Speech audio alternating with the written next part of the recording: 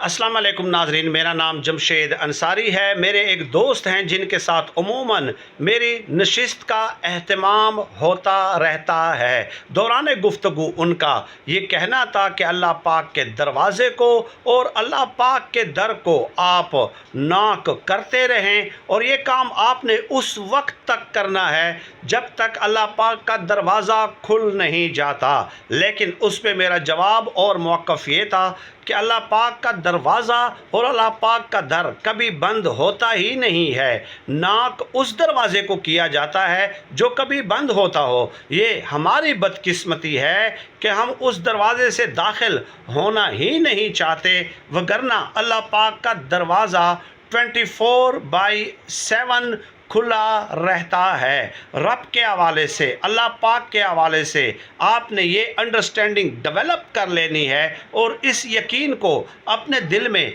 रासिख कर लेना है कि अल्लाह पाक आपकी दुआएं ज़रूर सुनते हैं और उस पर रिस्पॉन्ड भी करते हैं। और ये बात मैं नहीं कह रहा, कुरान पाक की कई आयात में ये बात सराहत के साथ फरमाई गई है। चुनाचे मेरी अंडरस्टैंडिंग अल्लाह पाक के हवाले से ये है कि मैं अगर कोई दुआ दिल ही दिल में दबे अल्फाज में मांगता हूँ, या मैं वो अल्फाज ज़बान पे लाता ही नहीं हूँ बल्कि मेरे दिल में कोई ख़याल गुज़रता है, तो अल्लाह पाक उसका भी रिस्पॉन्ड ज़रूर करते हैं। हाँ, ये एक अलग बात है कि आपने जो मांगा क्या आपको मनवान वही चीज़ मिली या नहीं मिली, तो इसका जवाब काफ़ी तफसील तलब है। और उस हवाले से मैं अलग एक व्लॉग और वीडियो जो है अपलोड करूंगा और मैं बताऊंगा कि इसमें क्या हिकमत पोशीदा होती है। क्योंकि इंसान की अकल नाकिस है, वह हर चीज़ मांगते चला जाता है, वो बच्चों की तरह ज़िद करता है कि मुझे ये भी चीज़ मिल जाए, ये भी चीज़ मिल जाए,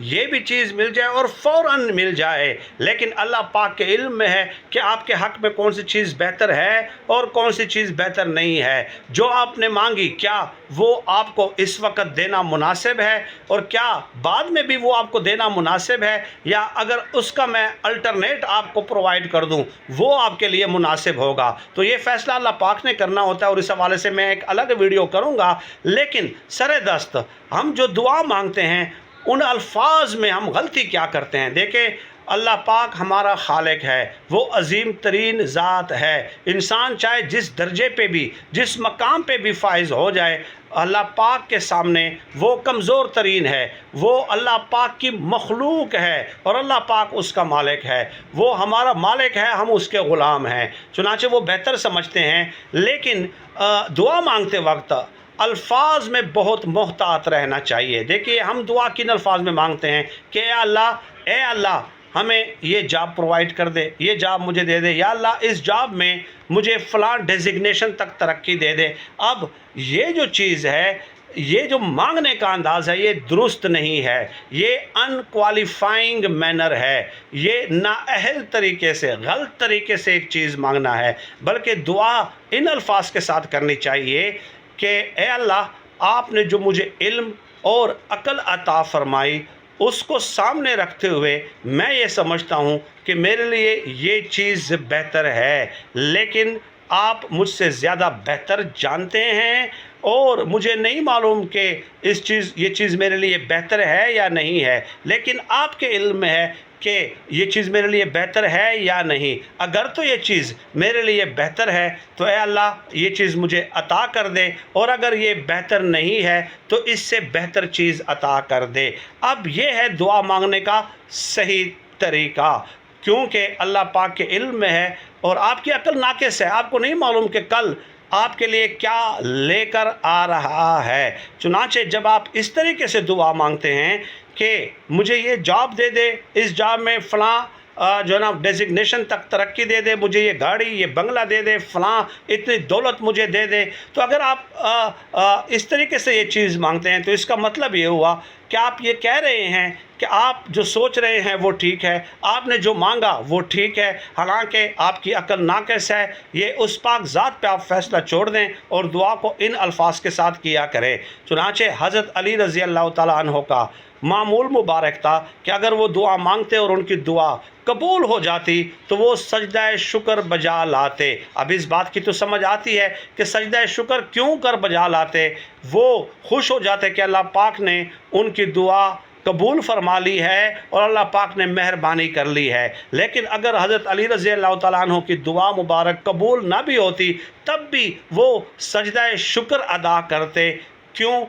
اب یہ چیز سمجھنے کی ہے، اس لیے کہ ان کا یقین تھا کہ جو دعا میری قبول نہیں ہوئی یہ چیز میرے لیے نقصان دہ تھی اور اللہ پاک نے مجھے نقصان سے بچا کر اس دعا کو آخرت کے لیے ذخیرہ کر لیا ہے اور اس کا متبادل اور اجر جو ہے وہ مجھے قیامت کے دن ملے گا۔